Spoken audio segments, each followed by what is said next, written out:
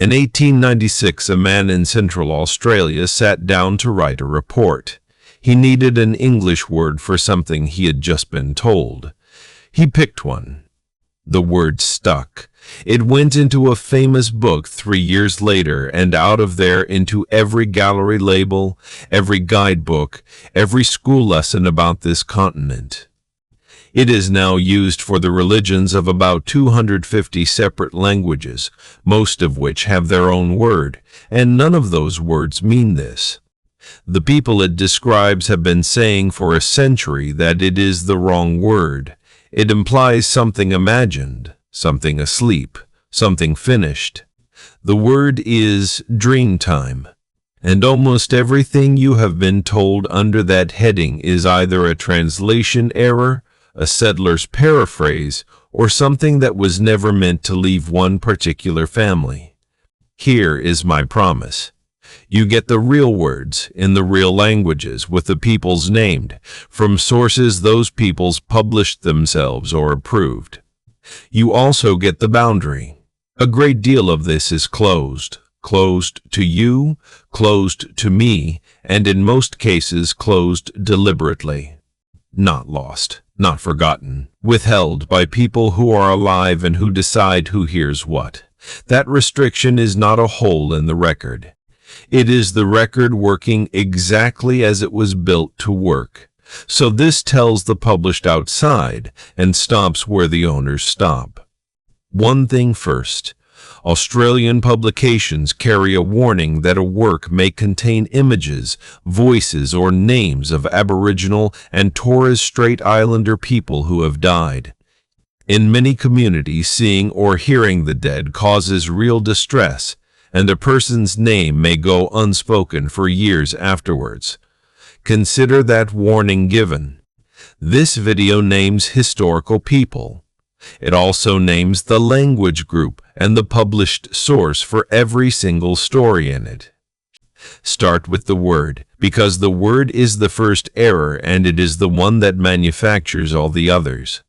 Francis Gillen, a post and telegraph man at Alice Springs, used it in an ethnographic report in 1896. With the biologist Walter Baldwin Spencer, he published Native Tribes of Central Australia, glossing an Arrernte word, Alchiringa, as the far distant past. By their next book, the pair were printing it as the Dreamtimes, hanging the whole thing on a similar Arrernte word, Alkeri, meaning dream. A Lutheran missionary, Carl Strelo, said flatly that this was wrong. His Arrernte teachers explained Aljira as an eternal being who had no beginning. The verb for dreaming, he said, literally meant to see God. Spencer disagreed in print. Linguists have been arguing over it ever since. The modern verdict from the linguist David Moore is blunt. Dreamtime was a mistranslation built on an etymological connection that only ever held in one region.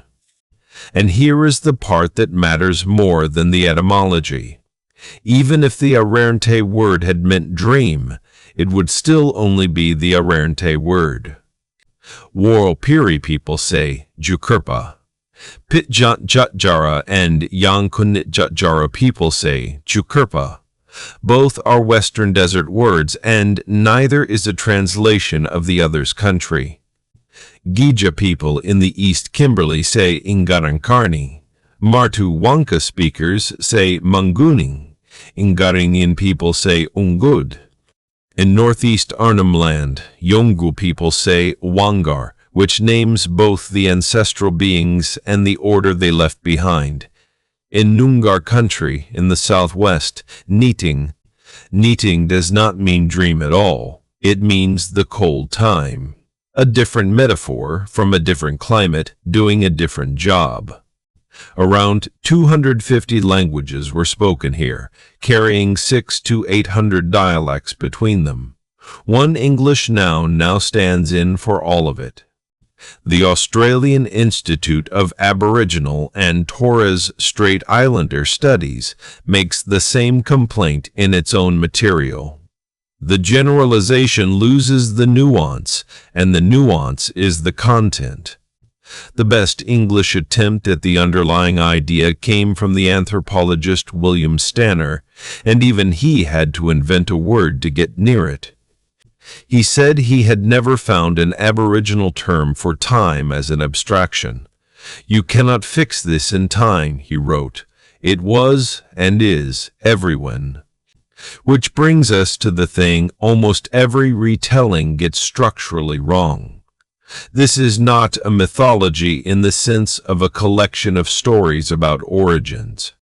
Anangu, the traditional owners of Uluru, publish their own definition through the national park they jointly manage. Read what they actually say it is.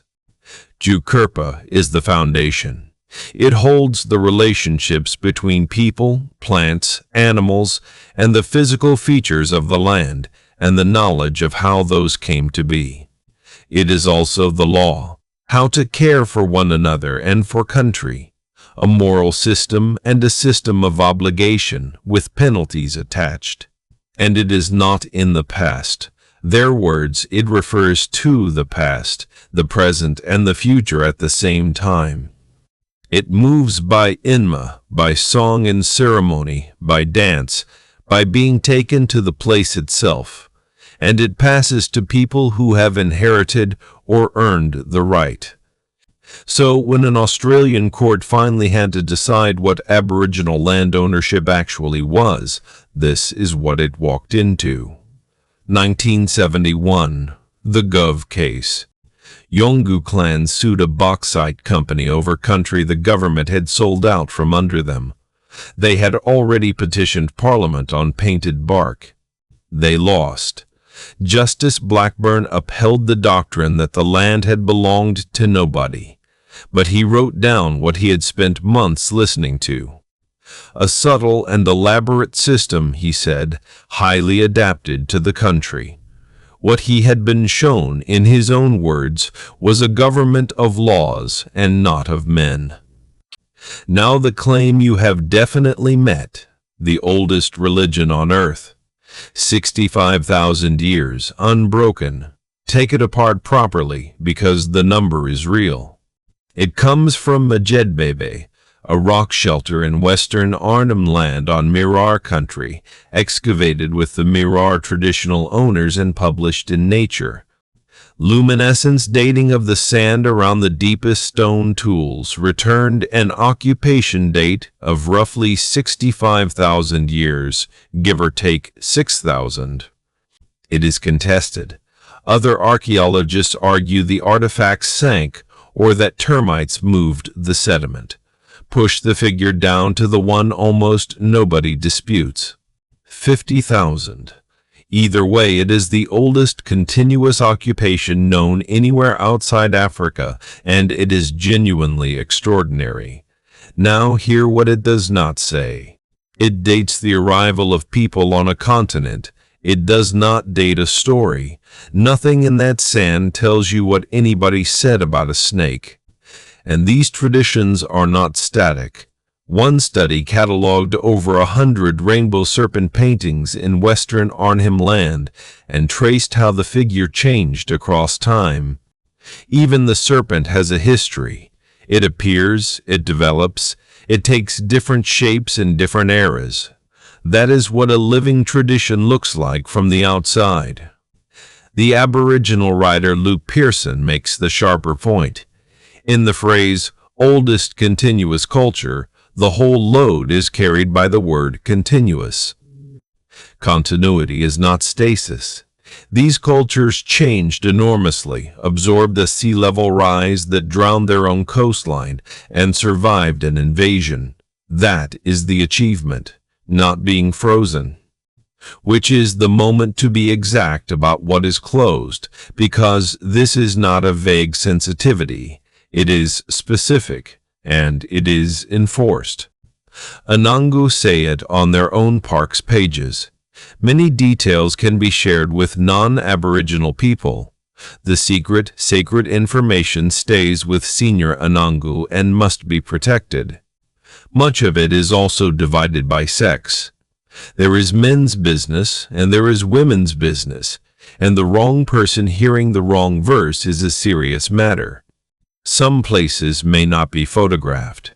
In the southeast, one ancestral name was not to be said aloud in public, and women were not to approach his sites. When Western desert men began painting on board at Papunya in 1971, some of the first works carried ceremonial designs, and the community objected. The painters changed their method. They kept the country and stripped the restricted layer out. What you see in a desert painting today is the public version, by choice. So, the rainbow serpent. The most famous thing under this whole heading, and the clearest example of the entire problem, sitting in one figure. The English name was fixed by the anthropologist Alfred Radcliffe Brown in the 1920s. He noticed a serpent tied to water and rainbows in many places, and proposed one myth. He suggested it might be practically universal across the continent. Later scholars, Charles Mountford among them, insisted on the plural. Rainbow serpent myths, not a myth. Some argue further that the serpent's rank as the great creator god is substantially the creation of non-Aboriginal anthropologists, tidying a continent into one theology. Because these are not one being under local nicknames. They are different beings, with different sexes, different powers, different country, and different rules attached. In Western Arnhem Land, Kunwinjku people speak of Ingaliod.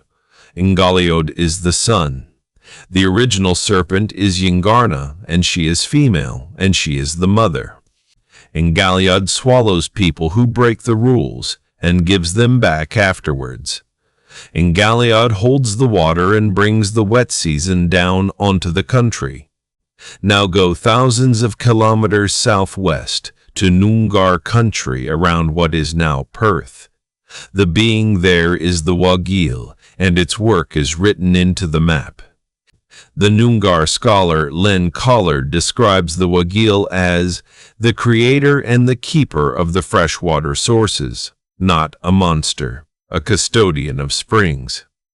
Its movement cut the Durbarl Yerrigan, the river the British renamed the Swan, along with the Canning and the long scarp standing behind the coastal plain.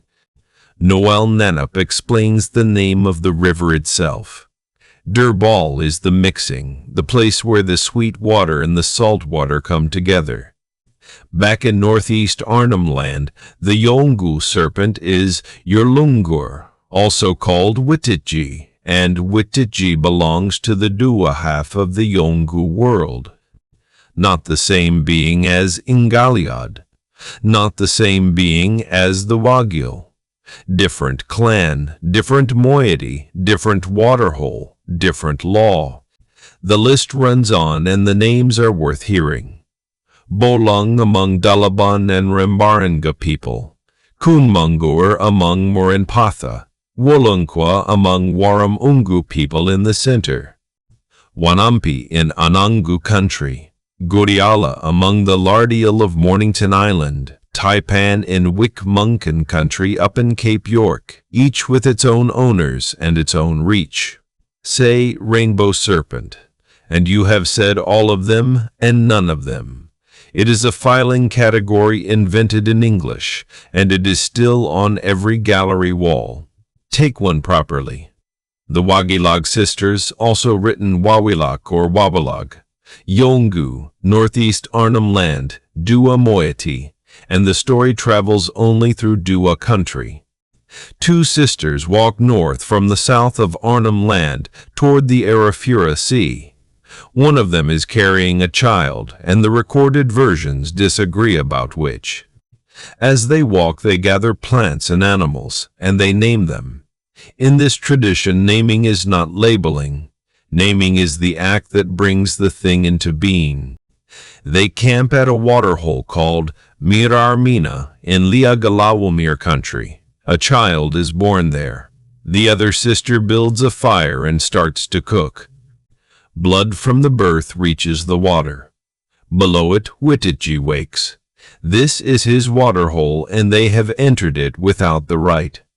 He rises. His flickering tongue makes the lightning. His spit builds the towering cloud.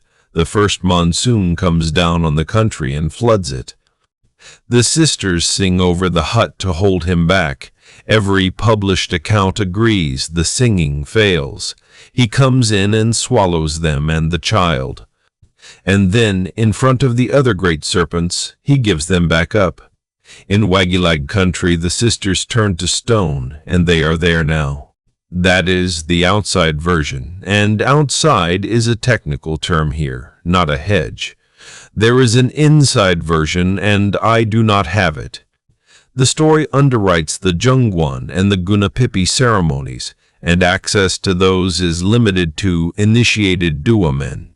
The detail belongs there and stays there. Yolngu artists who paint this say so themselves. They paint the sequence and stop short of what is sacred, and that stopping is visible in the work. The reason a public version exists at all is that Yolngu painters chose to make one over 60 years on bark for buyers and for galleries. In the 1990s, a national gallery hung the work of more than 100 of those painters together in one room, telling one story their way. The other great Dua cycle belongs to the same coast, and it explains how a family in Arnhem Land ended up in the federal court twice. The Jungkawu. 3 ancestors, 1 brother and 2 sisters, paddling in from an island called Baralku, following the morning star across the water in the dark. They land at Yalangbara on the sand. The sisters carry mats and baskets holding sacred objects, digging sticks, feathered ornaments. They walk inland and west, naming the country as they go. Where they drive a digging stick into the ground, fresh water comes up and stays there. Their clapsticks become rock. Their digging sticks become trees. They perform the first Ungara ceremony, and they give birth to the ancestors of the Rirajingu clan. Ronald Berndt published the fullest account of it, but the reason to tell it here is what the Rirajingu themselves did with it, in living memory. In 1963, Yolngu clan sent Parliament a petition typed on paper and pasted into a painted bark surround. The painting was the title deed. The man who led the court case that followed was Milirpum Marika Rirachingu, the same clan the Jungkawu made. He was arguing his own creation account as land law. 2 decades later, another Marika, Banduk, of that same clan, was in court because a company had printed Yolngu designs onto carpets manufactured in Vietnam. She told the court she held that image in trust for every Yolngu person with an interest in the story. The court accepted it and awarded damages for cultural harm. Now go southeast, into the most heavily colonized part of the continent, and the record changes character completely. Here you meet Bayame, named by Wanarua, Kamilaroi, Guringai, Eora, Darkinjung, and Wiradjuri people, among others, across what is now New South Wales. He came down, made the rivers and the mountains and the forests, laid down the law, and went back up. Victorian writers filed him as a sky father. There was a rock shelter near Milbrodale in Wanarua country, holding a very large painted figure widely understood to be him. It is a protected sacred site. And here is the hard fact about this material. His name was not to be spoken in public, and women were not to approach his sites or see his image. His son, in some accounts his brother, is Daramulan. The name is built from the words for leg and one, the one-legged. Among the Yuin of the south coast, Daramulun is central. His voice is the thunder, and the thunder is the most sacred sound there is. That voice was reproduced in ceremony by an object women and uninitiated boys were forbidden to see, on a penalty the sources record as death. And that is exactly where I stopped describing it. Almost everything printed about this region was written down by settler men who were shown restricted ceremony. Alfred Howitt published it. On his own pages, an old man warns the novices, "If you make anything like that back in the camp, I will kill you." Howitt printed it anyway. So the fullest record of the Southeast is also a record of the boundary being crossed, and it is the only record there is.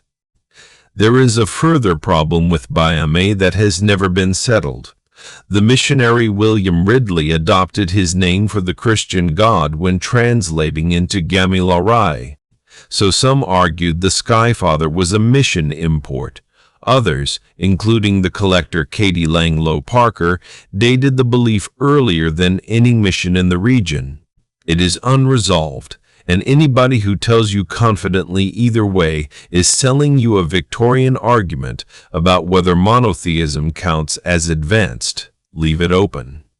Further south again, across the Kulin Nations, around what is now Melbourne, the ancestor is Bunjil, and Bunjil is a wedge-tailed eagle. Wurundjeri, Wawurrung, and Boonwurrung people, among others. He made the mountains and the rivers, and he gave people the law they were to live under. He had 2 wives and a son, Binbail, who is the rainbow. His brother Palian took the form of a bat. 6 helpers worked alongside him, and Bunjil is one half of a pair. The other is Wa'a, the crow. Kulin society split into Eaglehawk people and Crow people, and you married across the line. That is not decoration either. It is the marriage law of an entire nation, encoded as 2 birds, and it decided who any given person could and could not marry. At the end, he was carried up into the sky by a whirlwind and became a star. His 2 wives went with him and became black swans. There is one known rock shelter in Victoria that shows him, in the Black Range near Stowell, with 2 dogs beside him. It has been fenced for years against vandals, and testing found the original ochres had at some point been touched up with European paint. That is the Southeast, which leaves the piece that ties all of it together, and it is the one that ought to be famous, and is instead a travel word. A songline, a route across country walked by an ancestor and held as a sequence of verses in a fixed order. The verses name what is on the ground: waterhole, ridge, soak, turn. Sing the sequence in order and you have the directions without a map. The melody itself carries the shape of the land. The contour of the tune rises and falls with the country it describes. Rhythm marks the features. And a track does not stop at a border. It runs through the country of group after group, and the verses change language as it goes. So each people owns and sings its own stretch, and nobody owns the whole line, which makes the line a treaty as well. Neighbors bound into one song. The longest documented tracks run for thousands of kilometers. One has been traced from the central desert all the way across to the east coast. The best documented of all is the 7 sisters, the stars we call the Pleiades, pursued across the desert by a man who will not leave them alone. Its track crosses Martu country in the northwest, the Anganyatjara lands, and the Anangu Pitjatjatjara Yankun Nitjatjara lands of the central desert. 3 peoples, 1 line. A national museum spent years tracking it on country, and the arrangement is worth stating exactly because it is the model for how this material should be handled. The senior knowledge holders from those communities were not an advisory panel. They were the curatorium. They directed what was shown and what was not. The English word songline, incidentally, entered general use through a travel book by Bruce Chatwin. Even the outsider's vocabulary for this is an outsider's. None of this is past tense, and the clearest proof of that is a fight that is still going on right now. In May of 2020, a mining company detonated 2 rock shelters at Yukon Gorge in the Pilbara on Putukunti-Kurama and Pinikura country. Those shelters held a continuous sequence of human occupation running back 46,000 years. The traditional owners were told 11 days before the blast. Among what went was a plaited belt of human hair, 4 millennia old, which DNA testing had already tied to people living in that district today.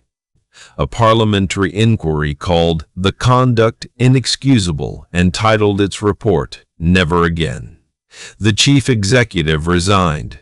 The rock shelters are gone. Set against that, the other direction. Uluru was handed back to its anangu owners in 1985 and leased back to the nation to be run jointly. 34 years later to the day, on the owner's own decision, the climb up the rock was closed permanently. The tourists went home. The law held.